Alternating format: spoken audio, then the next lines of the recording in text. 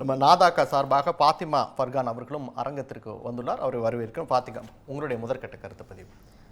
இன்னைக்கு பெண்களுக்கு மட்டும் இல்லை, சமூகத்தில் பாதுகாப்பு என்பது ஒரு கேள்விக்குறியாக இருக்குது அப்படிங்கிறத நம்மளால் பார்க்க முடியுது. அது காஷ்மீர் தொடங்கி கன்னியாகுமரி வரைக்கும் எல்லா இடங்கள்லையும் தொடர்ச்சியாக ஏதாவது ஒரு பிரச்சனை இருக்குது. அன்னைக்கு நிர்பயா, அதற்கு பிறகு ஹத்ரஸ், அதற்கு பிறகு மணிப்பூர், நேற்று கல்கத்தா மருத்துவ மாணவி, இன்னைக்கு அண்ணா பல்கலைக்கழகத்தினுடைய ஒரு என்ஜினியரிங் படிக்கக்கூடிய மாணவிக்கு எப்படி அப்படிங்கும்போது பெண்கள் மற்றும் குழந்தைகளுக்கு இந்த மாதிரியான ஒரு குற்றங்கள் நடப்பதை பார்க்கும்போது என்ன கேட்க தோணுது அப்படின்னா, அவங்களும் மனிதர்கள் தானே, அவங்களும் இந்த சமூகத்தில் வாழ தகுதியுள்ள ஒரு ஸ்பீஷீஸ் தானே அப்படின்னு நான் கேட்குறேன். இந்த மாதிரி குற்றங்கள் மனித உரிமை மீறல்களை தான் அதை தான் நம்ம பறைசாற்றுறது. அது மாதிரியான ஒரு சம்பவங்களாக தான் இது இருக்குது. இன்னும் தலைநகர் சென்னையில் இந்த மாதிரி நடக்கிறது உனக்கு சேஃபஸ்ட் சிட்டின்னு நம்ம சொல்கிறோம். இந்த மாதிரியான குற்றங்கள்ல நடவடிக்கை எடுப்பது தானே முக்கியம், அது அரசியலாக்கணுமா?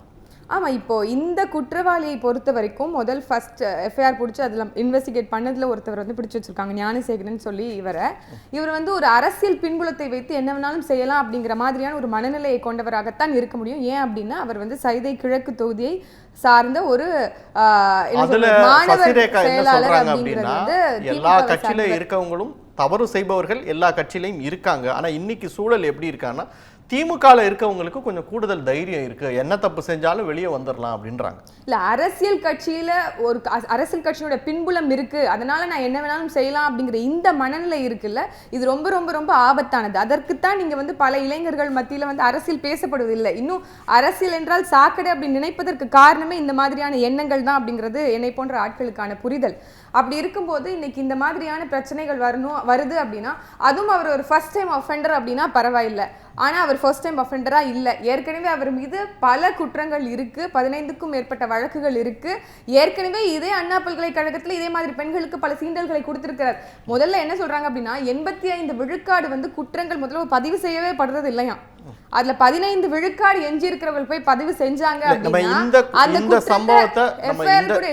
இந்த சம்பவத்தை பேசிடுவோம் முழுசா. இதுல பாதிக்கப்பட்ட பெண் கம்ப்ளைண்ட் கொடுத்திருக்காங்க, குற்றவாளியை கைது பண்ணியிருக்காங்க. கமிஷனர் குற்றவாளியை கைது பண்ணல முழுமையா. ஏன் அப்படின்னா, இங்க யாராவது ஒருத்தவங்களை காமிச்சிட்டு மொத்தமா இங்க நடக்கக்கூடிய பிரச்சனைகளை மூடி மறைக்கிறது ஒரு சாதாரண விஷயமா போய்கிட்டு இருக்கு எப்பவுமே. இதை உங்களுடைய முதற்கட்ட கருத்தா நான் பதிவு பண்ணிக்கிறேன்.